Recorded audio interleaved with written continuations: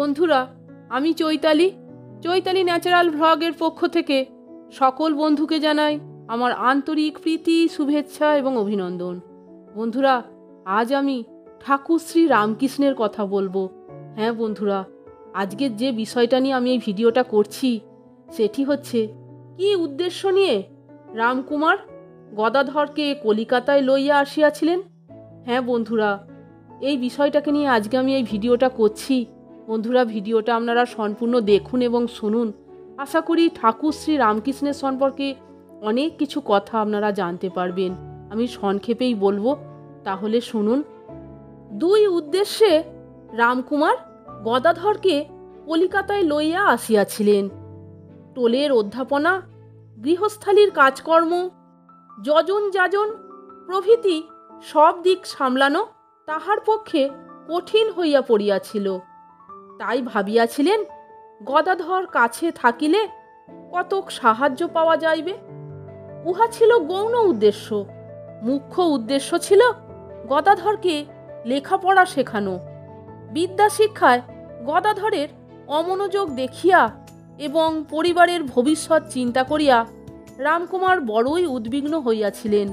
তাহার মনে ভরসা ছিল যে তাহার নিজের তত্ত্বাবধানে ও টোলের সংস্রবে থাকিলে আপনা হইতেই গদাধরের পড়াশোনায় মন বসিবে। আর গদাধরের যেরূপ অদ্ভুত প্রতিভা ও স্মরণশক্তি, তাহাতে লেখাপড়ায় একবার মন বসিলে তাহার উন্নতির জন্য আর একটুও ভাবিতে হইবে না। কামারপুকুরের আনন্দের হাট ও স্নেহময়ী জননীর অঞ্চল হইতে গদাধরকে ছিনাইয়া আনা হইয়াছিল। সুতরাং রামকুমারের মনে বিষম ভাবনাও ছিল যে কলিকাতার নিরানন্দ বাসাবাড়িতে হয়তো বেশি দিন তাহাকে ধরিয়া রাখিতে পারা যাইবে না। দেশে ফিরিয়া যাইবার জন্য তিনি ব্যাকুল হইয়া পড়িবেন। কিন্তু কার্যত সমস্যাটা এভাবে দেখা না দিয়া দেখা দিল অন্য আকারে। গদাধর জ্যেষ্ঠ ভ্রাতাকে পিতার ন্যায় শ্রদ্ধা করিতেন ও ভালোবাসিতেন। কলিকাতায় আসিয়াই তাহার সাহায্যের নিমিত্ত ছোটখাটো যাজনিকা ক্রিয়াকর্মের ভার তিনি নিজের উপর লইলেন। এই সূত্রে কয়েকটি পরিবারের সহিত তাহার আলাপ পরিচয়ের সুযোগ হইল। যেখানে যেখানে পূজা পার্বণ করাইতে যাইতেন, সেখানকার লোকজনের সহিত অতি সহজেই গদাধরের আত্মীয়তা জন্মিয়া যাইত। কেননা তাহার আচরণ মোটেই ব্যবসাদার পুরোহিতদের মতো ছিল না। যজমানের বাড়িতে পূজার আয়োজনে তিনি নিজেই উৎসাহ ভরে লাগিয়া যাইতেন। এমনকি মেয়েদের ছোটোখাটো কাজে এমন সহজভাবে সাহায্য করিতেন, একেবারে তিনি যেন তাহাদের চিরপরিচিত নিতান্ত আপনার লোক।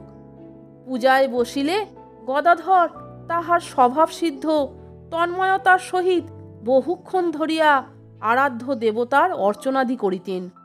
উহাতে যজমানের হৃদয়ে ভক্তি শ্রদ্ধার উদয় হইত।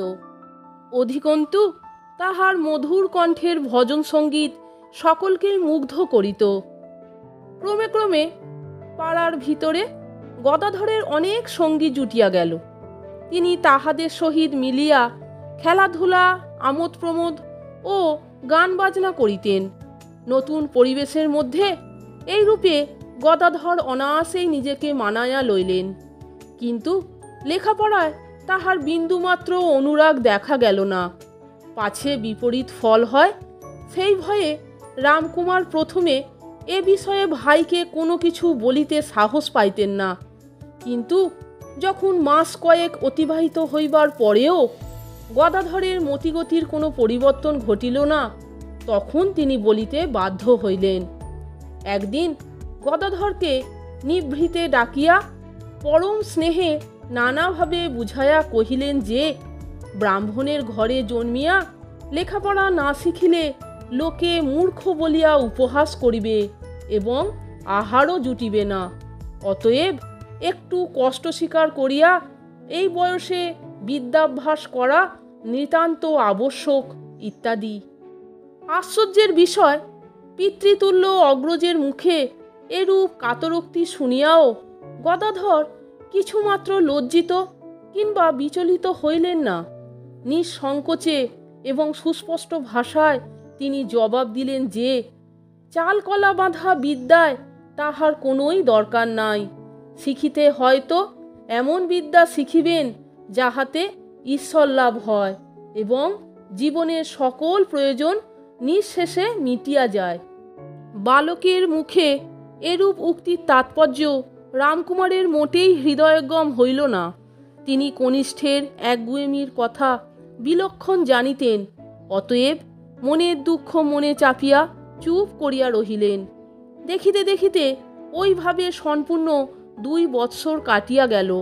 কিন্তু গদাধরের জীবনের দিক হইতে এই সময় যে বৃথা নষ্ট হইয়াছিল তাহা নহে।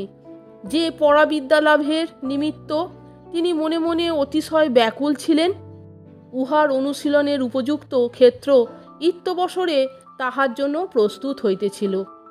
তাহলে বন্ধুরা, ভিডিওটা আপনারা সম্পূর্ণ দেখলেন তো এবং শুনলেন তো ঠাকুর শ্রী রামকৃষ্ণের কথা, কি উদ্দেশ্যে রামকুমার গদাধরকে কলিকাতায় লইয়া আসিয়াছিলেন।